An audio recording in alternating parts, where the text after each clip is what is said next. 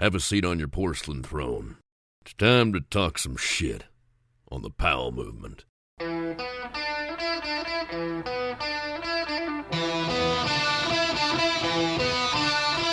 Welcome to the Powell movement. I'm your host, Mike Powell, and holy crap, time flies. I can't believe we're almost at Christmas, and I totally forgot to wish my fellow Jews a happy Hanukkah. I feel like things have been so busy that I've been missing a lot of the important things, like skiing. But I have skis at the shop being mounted up as we speak. A couple new pair of Elan Playmaker twin tips that I'm stoked on and I'll be shredding on next week. I need to thank Ben Fresco over at Elan Skis for putting me on the best, most quality skis on the market. I am always dialed with ski products, so thank you, Ben. I also want to say thank you to K2 boot engineer Tom Petrowski. I'm sure I'm messing up his last name, but Tom always hooks me up with boots. I'm currently skiing on the Sammy C Pro model, and my kid just got a brand new pair of K2 BOA boots. And my son has a problem with a high instep, and whenever we buckle down over those veins that go across his feet go numb. But the BOA with the K2 boots have solved that problem. It's kind of that gradual pressure instead of those 3 pressure points that's really making a difference in his foot. So thank you to Tom, thank you to Ben, and my final thank you goes to Josh Lubeck, who hooks me up with Nema vitamins. They have been fueling me for the past couple of years, and if you need that extra energy boost in your day, I highly recommend Nema vitamins. You can check them out over at Nema.com. That's NIIMA.com.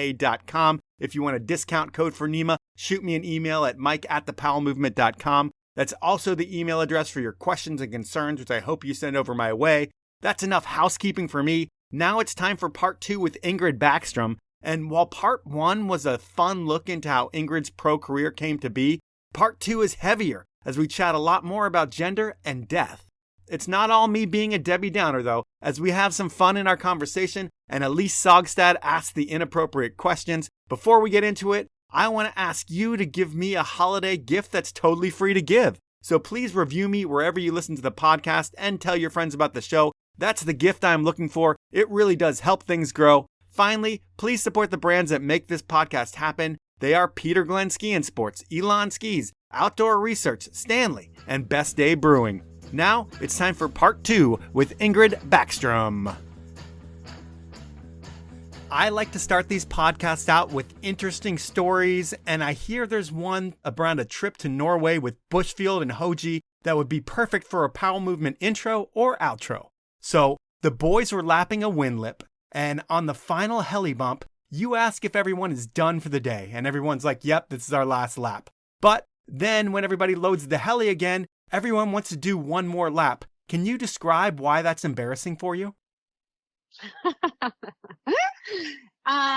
Yes. Okay, so we had been sessioning this one area, and the landing was a pretty tiny ridge. There wasn't much room, but of course we had this amazing Norwegian ex-military pilot, and he was putting us on this knife edge ridge.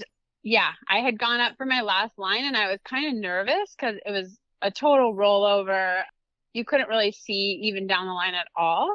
So I had to go to the bathroom. Sometimes you just get nervous and have to go to the bathroom. And I radioed and said, is anyone coming back up? Are we done here? Just to make sure. And I moved a little ways away from where the heli had landed, but there really wasn't a lot of places to go, if you know what I mean. Yeah. There really was only one kind of flat spot where the heli had landed. So I did my business and buried it as best as I could. But then Bushy's like, yeah, I actually want to come hit that jump one more time. And I was like, oh no, because even if I buried it, the force of a helicopter's rotors is so strong. And I just did not want, that blowing all over and getting on the helicopter. Anyways, I didn't know what to say. And finally on the headphones in the helicopter in front of the pilot and everyone, I had to be like, hey, so yeah, here's what happened. So that's the shit hitting the fan story, I guess. Yes, hopefully it didn't hit the fan. And when we left off last time, you had talked about growing up with 2 brothers and you were a self-proclaimed tomboy. You'd spent a lifetime in the mountains and you were making your way into the ski world with your breakout performance in Yearbook. But your early days in the ski business, was it strange for you working in such a male-dominated industry? I mean, yes and no. Yes, in that I always felt like I had to prove myself even that much more. Like I didn't want to speak up if I thought something was wrong or if I was nervous. I didn't feel fully comfortable to be myself in a lot of ways. And I also felt like I had to, yeah, show that I could do it, prove myself twice as much. And also know because that was just the way it was at the time. Like it seemed like there's only spots for one woman in each thing, if that. So it was like very strange. And these spots were very coveted. And the industry made you think that women had to be pitted against each other because, oh, if you don't do good, then she's going to come in and get your spot or whatever. So it didn't really foster and encourage that healthy competitive spirit amongst women in the industry. Were there any women marketing people, photographers, or filmers that you were working with, or was it all men that you were working with in the field?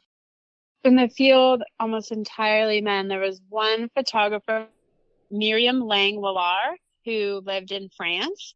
I remember shooting with her once or twice. And then Ree Wickstrom was a photographer. Back in the day, we both interned at Powder Magazine together, and she was out there taking photos and being a general badass. Other than that, I don't recall many times that I got to work with women really at all. And I would say that you became the woman to watch in the big mountains pretty quickly. Like once your book came out, their eyes were focused on what you were doing. And even though things were male dominated, you should have been one of the bigger athletes on whatever shoot you were going to be on just because of your status in the industry and what you had done with your book. Gender aside, does status ever affect the way an athlete's treated by a film company? Does Seth Morrison get treated a lot differently than James Heim? Or how does that work? I don't know. That's a good question. I never went on a shoot with Seth Morrison. And I think it depends on the individual person. I think across the board, my experience in the ski industry is that people respond to you and they invite you on things and they want to be around you when you're like a kind person who's fun to be around. And so I think that especially in the matchstick world, everyone that I went on shoots with for the most part was all because not only were they an amazing skier, but also because, yes, they had the right sponsors, but you knew that you were going to have a good day out in the mountains with them. They were safe. They weren't a loose cannon. They had everyone's backs, and they were just fun to hang out with. Yeah, I talked to Todd Jones about something like that, and he was like, one of the things we look for in an athlete is they travel well. Like you can know that they're going to be great to be with in the mountains. They're not an asshole, and it sounds like that was part of it too. And then when you think about the difference between men and women, when it comes to decision-making, line selection, and the details that everybody needs to think about in the mountains, were your opinions treated with the same respect as the men's opinions? Yeah, I would say there were very few occasions when I was ever made to feel less than. There are definitely times when I was feeling nervous or whatever, when I felt like, if you don't get up there and ski it, I'm going to do it myself vibe. But for the most part, people were very just encouraging and supportive. Did you ever experience any real sexism in the mountains? Like, no, that's not your line. I'm going to take that because I'm the dude. A couple times, yes, for sure. It was just kind of certain people just kind of assume that they get first choice. But for the most part, if I expressed interest in a line, there was generally a Rochambeau or something. And that was more just the characteristics of that individual. And that was the kind of person that was generally doing that to everyone, kind of hogging the lines type of thing. Okay. Instead of talking more about being a token woman on these shoots, what was the first big trip that you were on with another woman? Well, so very early on in my career, I got to go to CPG in Girdwood with Charlotte Motes and Jen Berg for a Warren Miller shoot. And we were Warren's Angels. It was like a play on Charlie's Angels. Yep. So that was like kind of awesome in that I got to go heli skiing with two other women, and also kind of hilarious because, yeah, the terrain that we got on was generally pretty mellow pow. And then I did want to let's ramp it up a little bit. Can we go to that thing? And I ended up getting on top of this super gnarly spine, getting myself in way over my head. So that was a good learning lesson. But yeah, just in terms of then going on another shoot with women, I did a couple more with Warren Miller. But then there was one day in Whistler that I got to go out with Sarah Burke to film for a Matchstick Productions film. And that was one of the best days of filming that I can remember. I mean, how does the dynamic change when you're with qualified women in the mountains? Does it make the trip like more comfortable and enjoyable and you can share your real feelings and not have to feel like men are judging you? Yeah, I think it just lightens the mood in general. I think that women are just fun to be around in general.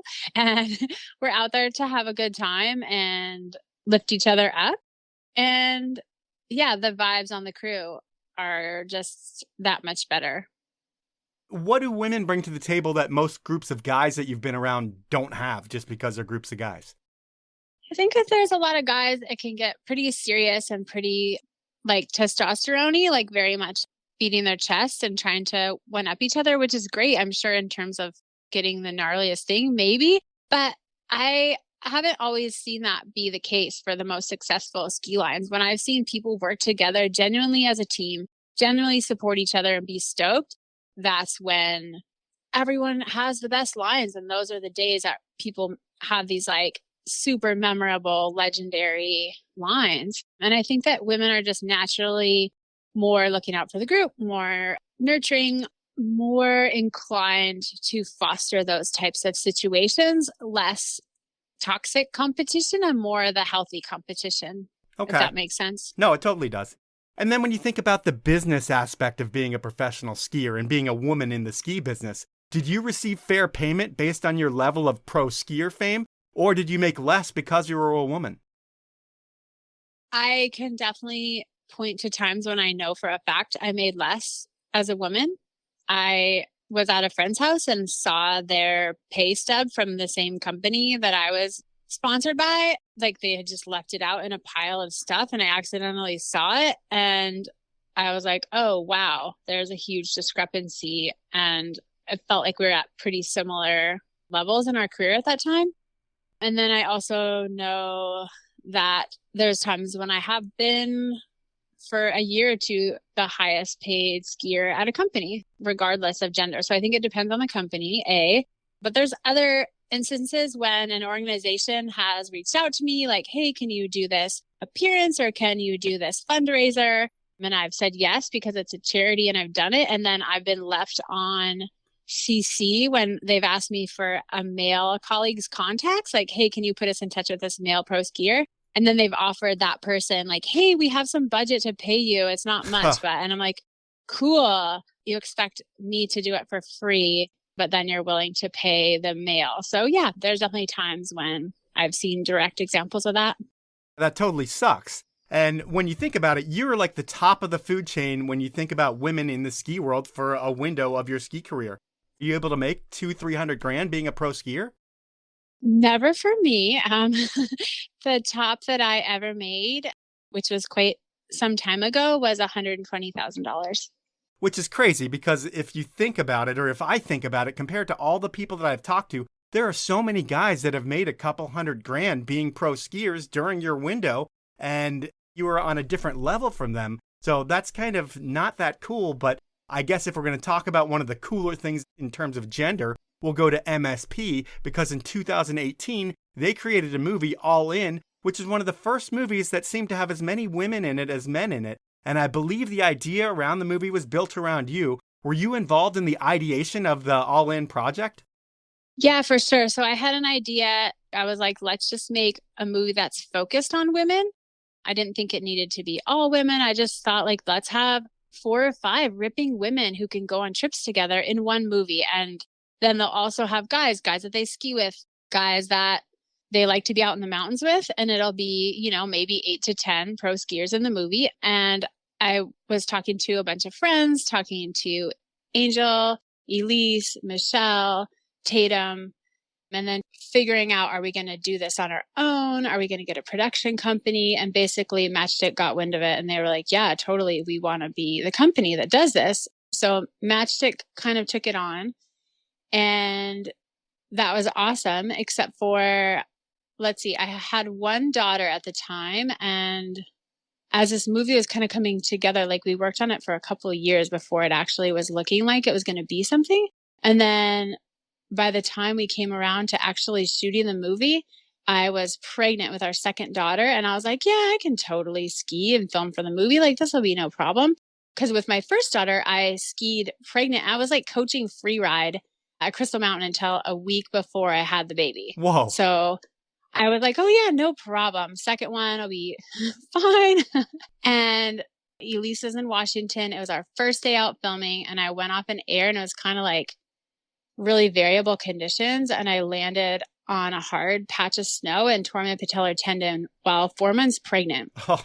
Yeah, really bad. But I did all the research and talked to several anesthesiologists, several surgeons, and my surgeon that I work with in Seattle was amazing. And yeah, basically he let me be awake during the surgery and not take the anti-anxiety medications, because those are the two things that can adversely affect the fetus if there is going to be an adverse. Anyways, yeah, I ended up having the surgery at 16 weeks pregnant and had a good rest of my pregnancy and a healthy baby and kid. So yeah, it was one of my low points in my career for sure. I know. It's like you had been working on something and creating something for a couple years, and then the first day of skiing, you're not able to be a part of the movie. Got to be so frustrating.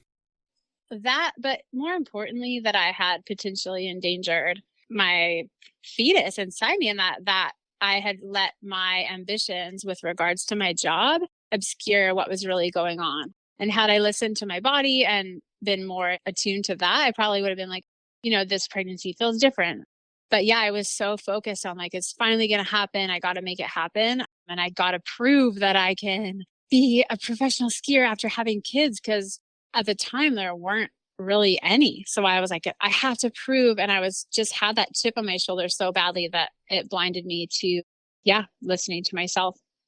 All right. Well, I'm going to take it back to once you achieved your accolades in 2004, you blow up and everybody wants you to be part of every trip they have. Is it like 5 years of saying yes to every trip that comes your way, and you're pretty much living out of a suitcase and getting bumped up to first class a lot? I wish there was a bumping up of first class. No, I lived out of the suitcase part is true. There's sometimes I was on the road for like 8 months a year. There was 1 year that I calculated that I lived in a tent for like between 2 and 3 months that year. Like Whoa. I was just spent so much time on expeditions or trips that I was just like living in tents. But the other part, the getting bumped up to first class, definitely not, because I always went with whatever ticket was cheapest. So I never flew on the same airline because I had, maybe a little travel budget or somebody else was paying for it. So yeah, I always had to go with what was cheapest. With that life, are things scheduled out in advance for you? Or are you living more by the seat of your pants, just chasing snow on a global level? A little bit of both. There are some trips you knew about quite a bit in advance, like if it was a big expedition, and otherwise within the winter, you'd always have like a couple windows, like, okay, we're going to go here in April. But in the meantime, in between, it was just like chasing snow and always trying to put myself in that perfect position to score. And then the deal is full of highs and lows, like your life. And I heard one low, or I heard a brutal story, which I didn't get the full beta on. So I'm just going to ask you about this trip that I know nothing about, was a Tulsa trip. And it was early on in your career. What can you tell me about that one?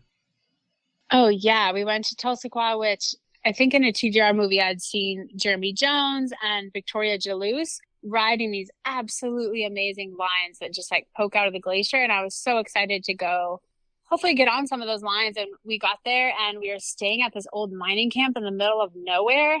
And we were there for over 2 weeks. I think we got out skiing for half a day. And it was like kind of sketchy avalanche conditions. So we didn't get on much. I think we skied, 2 lines or something.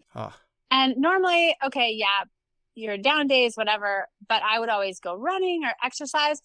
But the pilot wouldn't even let me run on his only place to run was on a runway where they land the little bush planes. And so I would jog back and forth. And then the pilot got mad at me because he thought I was putting post holes in his runway. So he wouldn't even let me run. I mean, there's worse things to complain about. Down days on a ski trip. It's like the most boring thing to complain about ever. However, yeah, that was a tough trip when you put a ton of money in and then you just don't get it back. Now it's time for my first sponsor break. And for over 75 years, Elan Skis has been building world-class skis in the Slovenian Alps. It's real skiers building skis with the highest quality materials in the world. And I'm not just saying that. Elan is not only known for skis, they also build luxury yachts, so there's no cutting corners on anything. It's all about delivering the best on-mountain experience to skiers all over the world. And while Elan has been killing it in Europe for decades, over the past 10 years, they've been building a cult following here in the States because it's hard not to love a playful ski that's rock solid underfoot and a ski that makes you a better skier. Their award-winning Ripstick line has proven time and again to do this and has a waist width for everyone, but that's not all Elan has to offer. Their brand new Playmaker series in waist widths of 101 and 91 have won all the awards, and they're the perfect tools for landing switch in the park or backcountry. So please do me and yourself a favor. The next time you demo a ski, try Elan and ski what I'm talking about. You can find out more about Elan over at elanskis.com. Next up is where I want you to buy your Elan skis from. Peter Glenn Ski and Sports have been getting people on the snow since 1958. They aren't one of the newer internet companies trying to take over the world with product lines and hotels. They do one thing, get you dialed in with the right gear for your adventure or vacation. They take pride in being the best at that. And whether you're experiencing the best-in-class retail experience or the 5-star rated website based on the almost 13,000 reviews they have, Peter Glenn has all the brands, all the products, and if you can't get the Peter Glenn experience in person, well, their website offers free shipping on orders over $49, a hassle-free return policy, and they'll price match. That's right. If you find something cheaper at a reputable dealer, contact Peter Glenn, let them know, and they'll match that price. If you like this podcast, please do that for me. To find out more about all things Peter Glenn Ski and Sports, head on over to peterglenn.com. My final sponsor this round is Stanley, a brand located right down the street from me here in Seattle, and the only brand I trust to keep my drinks hotter and colder than anyone else. Stanley is the best at this. I mean, they invented the category, and they are the all-inclusive brand that wants to outfit everyone's adventures. Stanley isn't going to sell you a $300 cooler. What they are going to do is offer you best-in-class product for a reasonable price. And these days, with ski resorts charging $30 for a burger, there's never been a better time to load up on Stanley's food storage supplies and save your family a lot of money by bringing your home-cooked goodness to the mountains, whether you like them piping hot or ice cold. Stanley delivers. And while Stanley always offers a code for the best possible discounts to Powell Movement listeners, there won't be a code for the next couple weeks as Stanley has its holiday deals live on its website, and you can save up to 60% off select items. To get the deals and find out more about all things Stanley, head on over to stanley1913.com and go shopping. Those are my sponsors. Now let's jump back into the podcast. Then there's highs, and I would think one of those highs is being ski famous.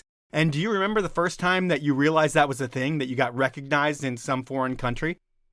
Yeah, the first time that somebody said something was actually in the Denver airport. Just like walking through the airport and they're like, whoa, that's Ingrid Backstrom. Yes. She was like, hey, are you Ingrid? And I was like, whoa, that is absolutely crazy that somebody just recognized me. And they were super nice. And yeah, it is funny. I think after the movie Nar came out, then it became really funny because then everyone's like, hey, are you Ingrid? I can't believe you're a pro skier. I'm so much better than you. Does that get annoying or is that always funny? It's pretty much always funny. Pretty much. Was there one time when it was annoying or something? I don't know. I mean, it depends if the person's doing it in like a good spirited way or like, you know. Yeah, totally. Yeah. And then how about I heard there was a trip where you stumbled upon a telemark event and you had to enter through a secret door and everyone knew you from yearbook and pretty much you were like the hero of that night. Do you remember that one?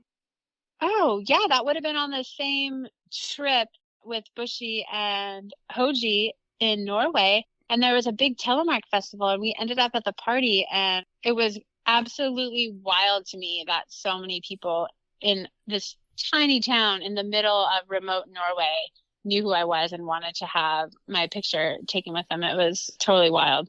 Is that the most cool ski famous thing that you've experienced? I don't know.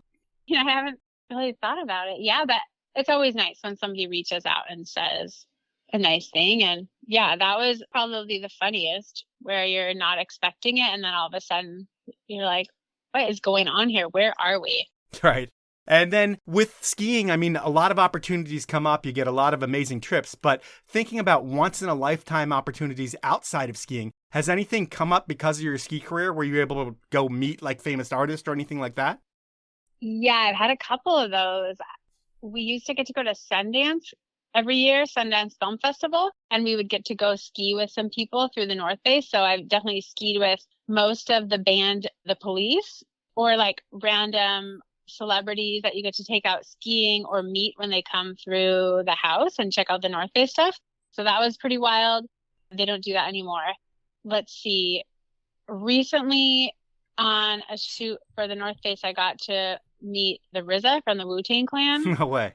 Yeah, that was wild. He just had like super big energy, super kind guy. And you could just tell that he definitely is locked into a higher plane for sure. And then, yeah, I got to go on the Conan O'Brien show. No way. That's crazy. Yeah, that was back in, I think it was 2008 or 2009, because there was a writer's strike, kind of similar to the one that they just had. And the movie Steep had just came out, so we were doing all the publicity for that. And because the writer's strike, they couldn't have anyone affiliated with a union on the shows. And so I guess they were like, I guess we'll have this skier woman on our show. So I got to go on Conan O'Brien. Oh, that's really cool. So that is the fluff of the beginning of this podcast, because now we're going to get into the longest and hardest part of the podcast. Death is not something I like talking about, but it's something that happens in the mountains, and it's something that you've experienced more than most. Spending a lot of time in Palisades, Tahoe, it seems like there was a period of like 10 years where the community was hit really, really hard. And from what I remember, Shane McConkey was the first of many to go, and he was the biggest name in Palisades. How do you hear about his passing, and how do you describe the impact it had on you? That's one of those things that is hard to quantify the impact, because Shane was just so larger than life. Like, it seemed like he was the cat that was always going to have more than 9 lives. Yeah. And he was so calculated and so safe about everything he did, which sounds wild to maybe a person who's not familiar. I was with the guy in a lot of scenarios where he was doing ski base jumps, and he was so calculated and so safe that, yeah, it just seemed totally unbelievable. And I remember I was in Whistler at that time for a film shoot, but it was a down day. So we were just skiing the mountain, and somebody told us, and it was like the whole gang of skiers that I used to just like try to rip around with on Blackcomb. We all just were like, oh my gosh, we better just go ski extra hard today for Shane. And I remember following Hugo off this air. We do lap after lap on Spankies, and it was just like this kind of blind air, and just like, for some reason, the super hard landing and like the thwack of my skis on the hard landing just felt so satisfying. Of like, I don't know, that first taste of like, wow, if that person can do so much and this is how it ends, it's like a little bit of existential insecurity where you just want to like go hard and not talk, just ski hard. Shane died doing the whole ski base thing, and he was famous for that. Did you ever do any skydiving, base jumping, or bungee, or any of the stuff that they were doing then? Or were all your risks taken on skis? I lived in Tahoe back during that time period, and I was often around Shane and JT and Miles and all the other guys and women, and they just made it seem so like, oh yeah, of course you should base jump. It's easy, it's safe. So yeah, there was one time when we were in Bella Coola, that first big trip for me with Matchstick, and Shane and JT had me convinced to jump out of the helicopter. Like, it was a down day, and they're like, we'll just go to the airport. I had never skydived or base jumped at that point. They're like, we'll just go to the airport. The pilot will take you up to a certain height. You jump out. We'll have a radio. We'll tell you how to do it. It'll be easy. No problem. We've done this with a bunch of people. And we got as far as arriving at the airport to do this. And the helicopter pilot was like, wait, she's never base jumped or skydived. There's no way she's jumping out of my helicopter. So luckily the pilot had a common sense about him. But yeah, after that, I guess I was like, okay, well, I'm curious about this. So I started skydiving. And then for a TV show back in the day, I got to go with Miles Dasher to Twin Falls, Idaho, and learn how to base jump off the bridge there. So I did, I think, 6 base jumps. And then I decided that it was not for me. Okay. Is that the riskiest thing that you've ever done in your life? That's up there. I think I've also probably on some ski mountaineering objectives been in definitely some no-fall zones. Probably not even realizing it at the time, but the consequences would have been extremely serious. And then Shane was a guy who was a mentor to you, but I would also think he was like a big brother, always giving you advice and encouragement, but also trying to make you feel uncomfortable in the best ways. I think I mentioned it last podcast that he'd given you one of Ayla's dirty diapers in Portillo, and he had all kinds of funny things that he did. There was like the gay staring contest, the bend over behind the other guy and push him over game. What was the best prank that he got you with? There were a lot of them. For a while, it was one of those where somebody had paid for the coffee and you go back and forth about like, no, I'm going to pay you back. Like, here's your money. And so we were going back and forth, sticking the $2 or whatever it is in each other's stuff. And at one point I was like skiing, like filming for the day. And I was like, man, my foot really hurts. Something is really messed up with my boots today. And it's the very end of the day after filming a whole day. I take my boot off and there's a crumpled up like $2 or $3 in my boot. Shane had put them in my ski boot for the day. Oh, that's so funny. And when you hang out with a personality like his, does it rub off on you? Do you end up like channeling your inner 8-year-old and being an idiot just based off osmosis? I don't know. I mean, I think most of the time I was just like kind of mouth agape, like in awe of the stuff that would come out of his mouth or the ideas. But yeah, when it was always like, let's come along, let's do this fun thing. And yeah, I think it lifts everyone up because you just feel included and a part of something really cool. All right. Well, the next death I'm going to bring up is C.R. Johnson. He had already had a TBI and he came back from that and then he did it again. Did you know CR before his first accident? No, I had seen him around Tahoe and I definitely knew who he was and maybe we'd met once or twice, but I was not close and had never really skied with CR before his first accident. Okay. And then his second accident, I believe it was inbounds at Palisades. And were you on site for that one? Yeah, I was actually there that day. We had driven home from a film trip with Matchstick all the way from Bella Coola. We'd chased snow all the way up to Bella Coola and we basically gotten skunked. And we got back into Olympic Valley right around like 1:00. And I was like, well, it's a powder day. I'm super tired, but I'm going to go out and ski anyways. And I go out and there's a bunch of us just lapping the light towers. And I run into CR, but he was in a group a little bit ahead of me. And we were all hitting the same run and kind of talking about the lines. And one lap, we show up on top and people are like, don't go. And you could kind of see that something had happened at the bottom and we ski down. And yeah, there was CR and he'd hit his head and was no longer breathing. Is this the first death that you'd experienced in person? And does that make everything worse being there? Or is it doesn't matter? It's just terrible regardless. I don't know. I think I was really good at compartmentalizing at that time. And I think all of us as humans are very good at compartmentalizing and putting out of our minds the things that we believe will hold us back from where we want to go. So yeah, it was extremely sad and extremely traumatizing. And I'll never forget that day. But also, I think we have an amazing ability to move on and to not see what we don't want to see as humans. True. So at this point in your life, your pro skier brother Arne and your pro snowboarder brother Ralph are living close to you in Tahoe. Do you guys see each other a lot during this time? Are you guys going your separate ways with your careers and then having holidays together? How does that work? Yeah, we saw each other a lot. My brothers are living together right down the street from me. And so, yeah, Arne and I would try to ski as much as possible. And Ralph was usually out shredding too. And he was harder to nail down for a couple laps. But yeah, Arne and I talked a lot.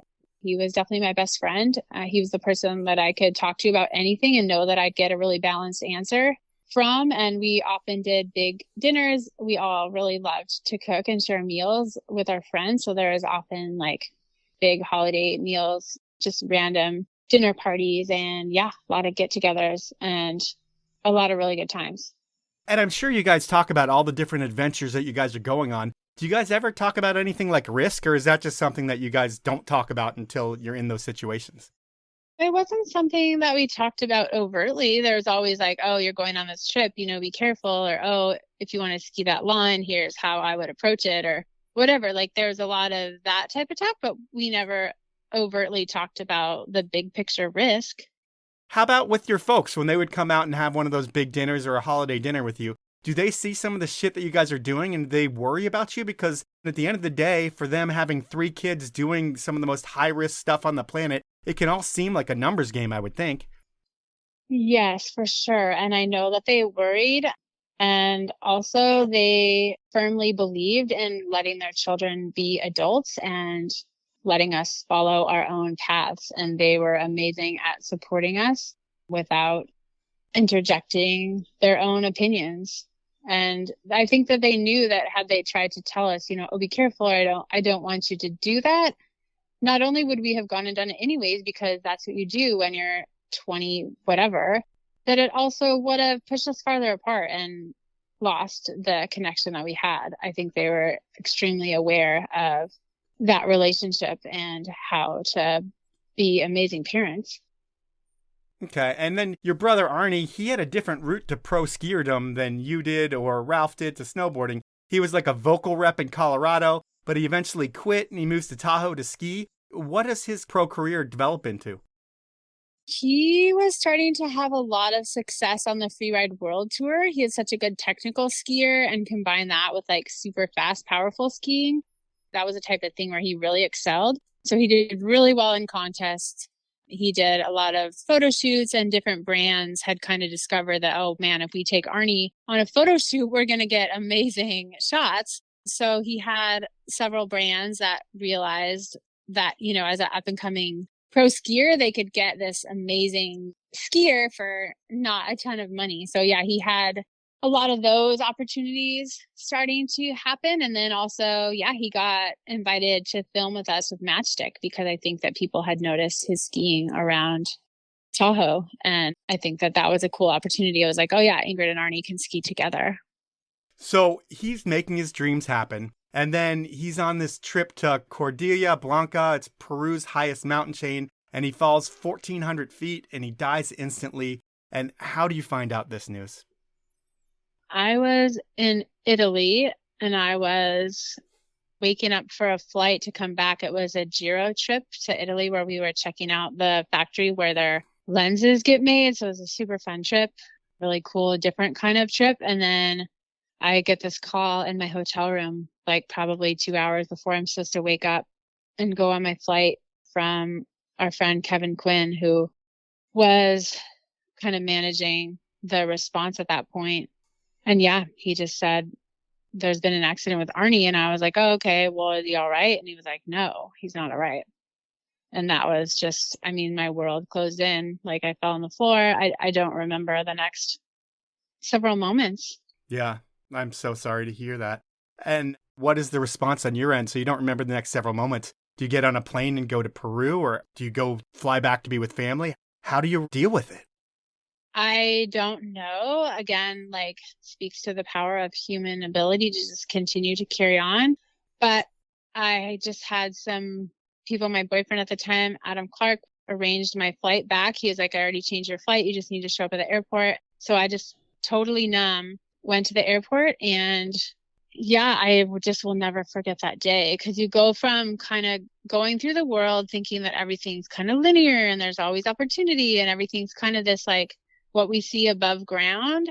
And I also think that I was pretty judgmental of people, like strangers that I didn't know. And that experience of traveling home for 24 hours all by myself was like instant empathy, like instant change of my worldview.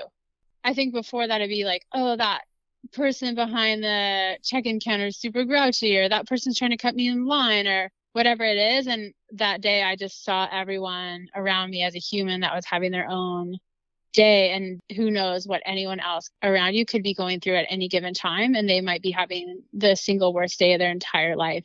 Yeah. So just instant empathy for humans.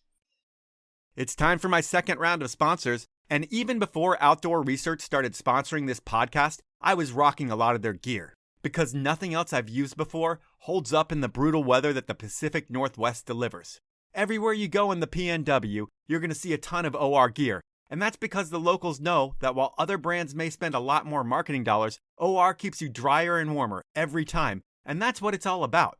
Well, it's also about looking good, and while OR used to be all about technical mountaineering gear, and they still do that, they've changed a bit. They've hired new designers and partnered with some of the most incredible athletes in ski and snowboard, like backcountry legend Mark Abra, world champion freeskier Troy Podmilsack, X Games gold medalist Zoe Atkin, and snowboarder Neil Provo, who are making sure the new fits look as good as they perform in the elements. You can check out all things OR over at outdoorresearch.com, and when you check out, enter the code SKI25, that's all caps and the number 25 with no spaces, and I'm going to save you 25% off your order. Sale items and pro products are excluded. My final sponsor, and one that's a daily driver for me, is B.A.S.E Brewing. They are hands down the best flavors in non-alcoholic beer. That's right. Life isn't all about drinking too much. It's all about having your best days ever. And to do that, you need something that won't slow you down. That's where Best Day comes into play. It has all the flavor of your alcoholic beer, but none of the alcohol. Meaning you can have a few, and then you can drive yourself, your kids. You can drive anyone anywhere because you're going to be clear-headed and ready to go. I'm not telling everyone to quit drinking alcohol altogether. Sure, a few beers can be fun, but now, when I drink alcoholic beer, I mix a few Best Days in to make sure that I'm not that guy. You know what I'm talking about. And if you're cutting out alcohol completely, congrats. Finding Best Day will make that easier than ever. And coming in at less than 75 calories, you won't be packing on the pounds like your regular IPAs do. Best Day is brewed for the doers of winter. The skiers, the snowboarders, the snowmobilers, the sled doggers, the ski bladers, the splitboarders, the racers, the snowshoers, and everyone in between. So next time you're at the store, pick up a 6-pack of Best Day. And if you can't find it at the store, you can always go to bestdaybrewing.com or find it on Amazon. Those are my sponsors. Now let's get back into the podcast. I read a quote from your dad that was kind of like, he had 29 awesome years and then a very quick ending. And while that's a really cool way to think about things, 13 years later, how did that tragic event change your family? 13 years later, when? What do you mean? Like today. If you look back on the whole family and everything, because right when you're in it, it's just so sad and there's so many things going on. But 13 years later, probably give you some perspective. You can talk about this a lot easier than you would have been able to talk about it a long time ago. How did the whole event affect the family? Was there a big change? Did it bring you even closer together? Yes. There's definitely like a hole in our family and that never goes away. But I think over the years, we're definitely a lot more able to talk about Arne. I can talk about him with my kids. I can remember the good times and just feel really grateful that we did have him for those 29 years and what an amazing special person that he is. And it doesn't also change in some ways. Yes, the pain of it gets less sharp, but in other ways you're just like, well, damn it. I just wish he was here because I'd really love to share this moment with him. Yeah. And then while you and Ralph are both pro at your sports, you lose a sibling doing the same shit. Does it take some of the joy out of what you're doing and make you second guess your career path and the risk you're taking and everything that goes along with it? Yes, for sure. But I don't think I was necessarily self-aware enough at the time to realize that that was what was happening. Looking back now, I can see that there was a lot more grief and I was affected a lot more than, because at the time I was just like, well, I got to keep on keeping on. And the way that I know how to do that is through skiing. That's how I heal. That's how I feel my best. That's how I make sense of things, is to go skiing. So I kept on skiing because quitting skiing, A, didn't seem like what was right for me, and B, didn't seem like that would be honoring Arne's memory and who he was.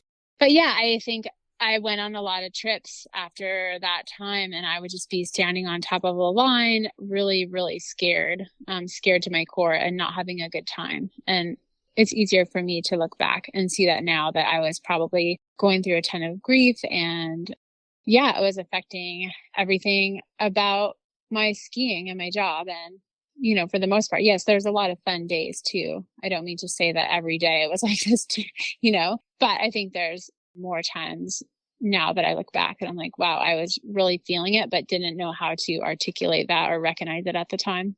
It seems like the way you've lived your life, whether there's bad things going on or not, you just try to load up your schedule and fill your schedule and keep busy. And that's kind of how you live your life. That happens the next season when you go climb and ski Denali. And when you think of gnarly things that you've done over your career, does that one take the cake? Actually, no. Like we had remarkably good conditions on Denali and we had an incredible team. So I felt like that was a pretty straightforward choice and opportunity to say yes to. I also, at that point, felt a lot more empowered to just say no. And if I didn't want to do something, I was just going to be like, no, I don't want to do that. So I think I was definitely losing Arne and some other experiences with losing friends or seeing people get injured definitely empowered me to speak up when I saw something that wasn't safe. So yeah, I was a lot more willing to own my voice or piss people off, to be like, hey, our camp is in the wrong spot. We need to move it. Like, this is unsafe. If that whole face above us slides, we're going to be in an avalanche. And yeah, so I was a lot more empowered to speak up. And I felt that that was something where I could just take it one step at a time, one day at a time, and try to be safe. But yeah, it was incredibly complex, and there was some challenging moments on that trip. But overall, we had such a great team, and we lucked out with conditions, and it ended up being a super rewarding experience. Can you describe the goal of that trip and the legends who were on it with you? Yeah, it was sort of meant to be like a mentor-mentee trip. So we had Conrad Anker, Jimmy Chin, Hillary Nelson, Jim Zellers, a bunch of super seasoned mountaineers and skiers and snowboarders on the North Face team. And then the rookies were meant to be kind of myself, Sage Kadabriga-Alosa, and Lucas Dabari, who's a snowboarder. And then there was some kind of experienced European mountaineers who were really good and really capable, but they were kind of in between. They were kind of like the middle ones, you know? Okay. So yeah, the goal was to climb and ski Denali and to learn from each other along the way. That's a once-in-a-lifetime trip with some incredible people, and it's a mentor-mentee thing where you're learning a lot. But that wasn't the gnarliest trip you've been in the mountains just based on the weather. It sounds like you nailed it with that one. What was the gnarliest trip you've had?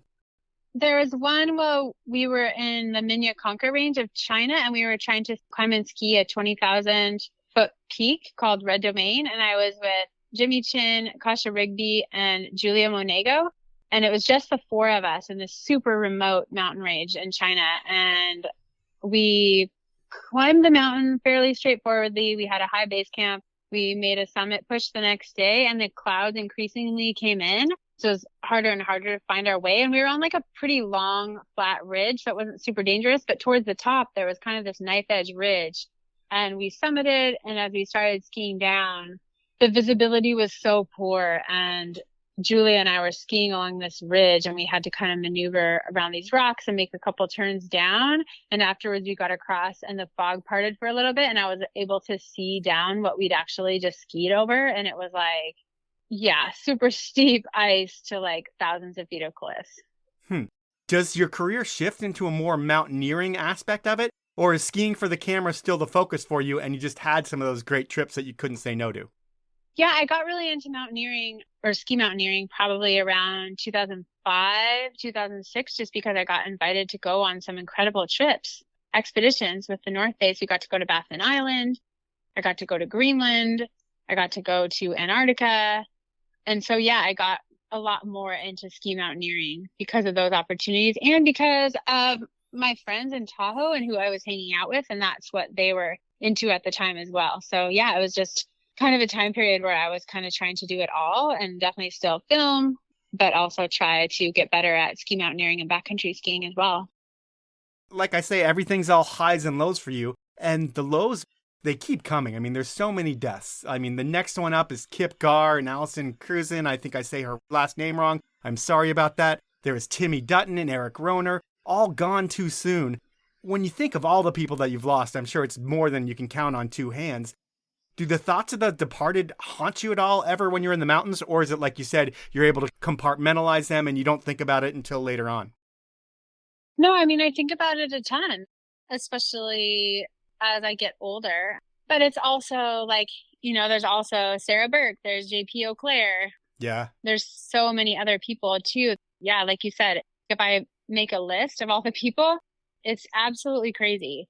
But each of these people, I think as a human, it's very easy to be like, well, each of these people died doing this particular set of circumstances. And if I'm doing a different set of circumstances, that won't happen to me. You know, there's Billy Poole, Jamie Pierre, so many, like it just keeps going.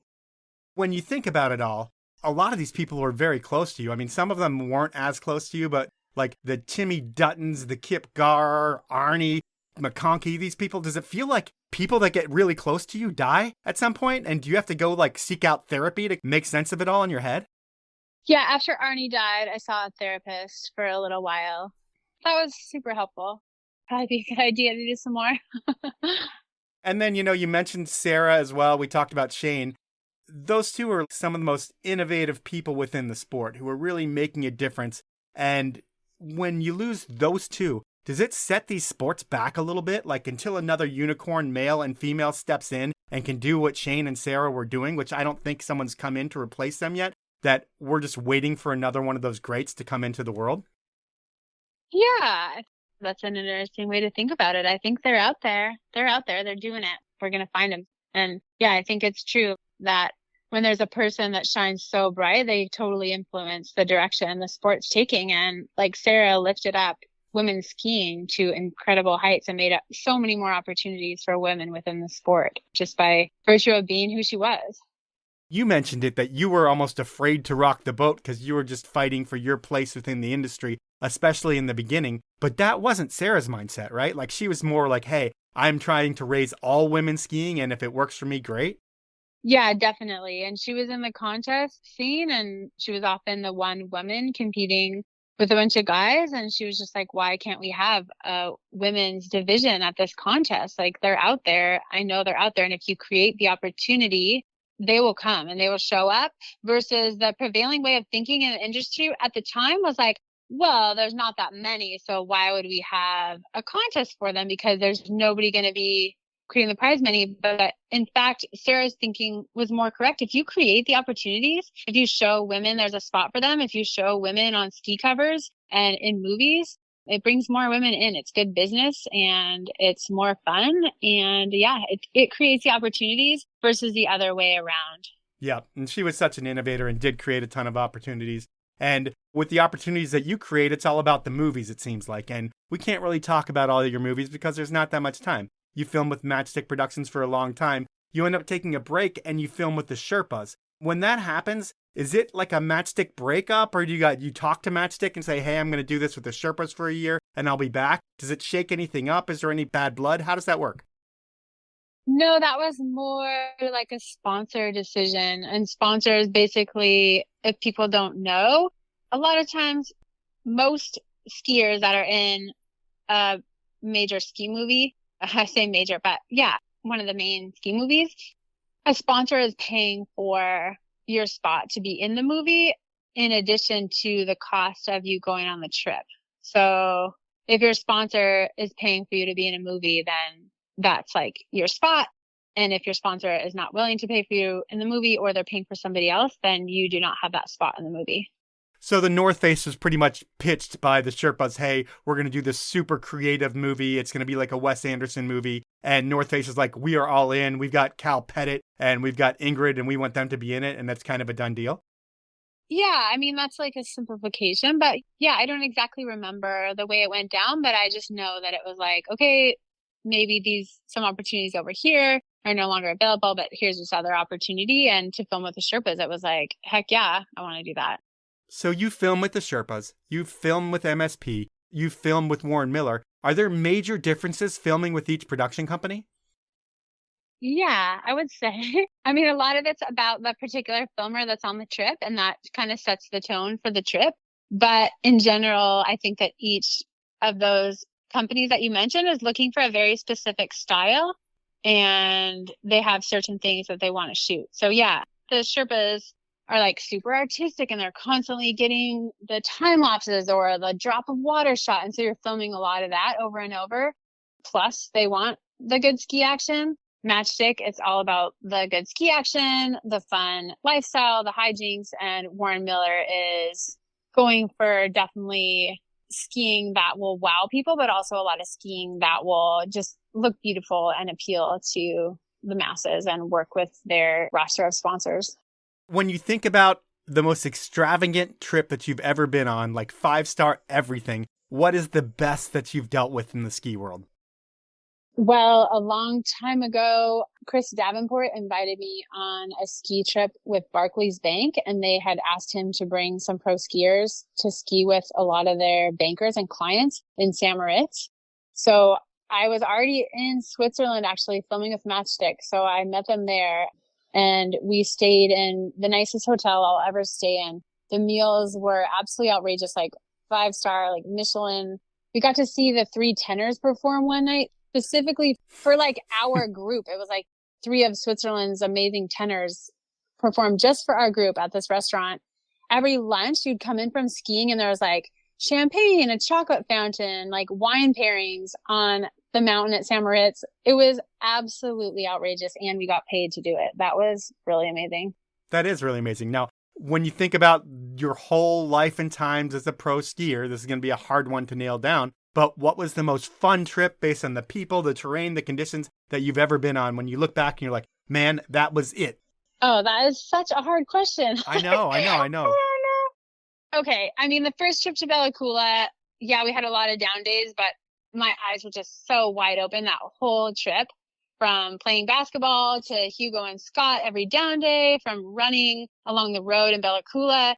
One day, Shane convinced the local fish hatchery to let us use their dry suits.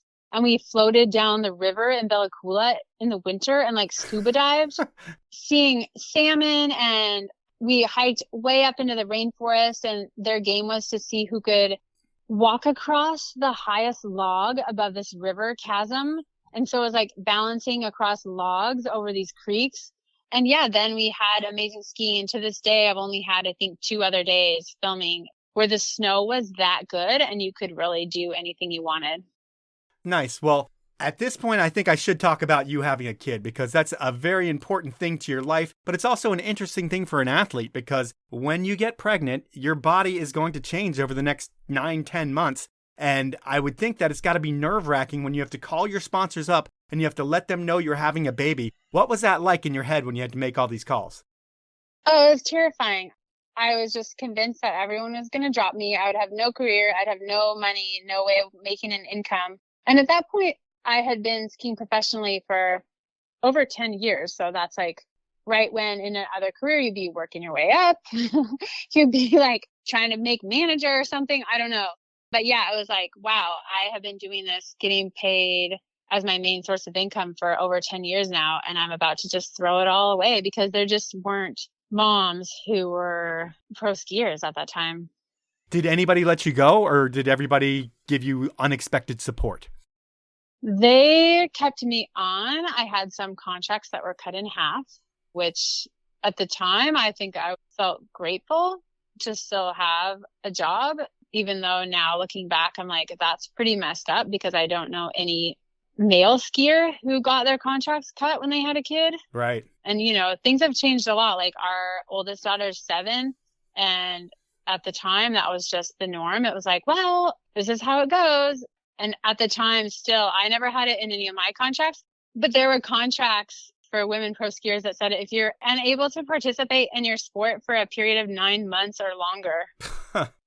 So it was like pretty specific to pregnancy, and it was treated as an injury, and it was treated as almost a career ending injury. So yeah, things have come a long way since then. And people have done a lot of really hard work to make that change, like Kimmy Fasani. And there's a group called And Mother that work to have pregnancy clauses put into contracts and stuff like that. Yeah, it seems like it's getting better across the board for moms who are pro athletes as well, but I'm sure we're not even close to where we need to be. One thing that you need to think about as an athlete, especially an athlete in the mountains, is the risk that you're willing to take, because you have 2 children now. Do you have to scale things back knowing that you need to be there for your family? Or do you put blinders on and be your pro ski yourself in the mountain and then come back home and be a mom? No, I definitely scale things back. My acceptable risk tolerance has changed so much after losing people in the mountains, and then after having kids is a whole nother level. So yeah, I still like to ski hard, but I'm more willing to wait till the right day and choose the right line for me. And like, yeah, if it lines up, great, but I'm more okay with walking away with it and saying no. And like, okay, it wasn't for me today, and maybe it'll be another day, you know, less of that ego component or that like having to prove something component, because yeah, it's not just me out there. All right. Well, at this point, we are through the body of our podcast, and now it's on to Inappropriate Questions again. And I was able to get another badass mom to come on the podcast to ask the questions. I'm talking about the star of Here, Hold My Kid, among many other movies, another woman who's helped define what big mountain skiing is over the past 20 years. I'm talking about Elyse Saugstad. And are you ready for question number 1 from Elyse? Yep. So the first question is, because Ingrid is such a sweet, humble person, this question, even though it doesn't sound inappropriate, I do think it is.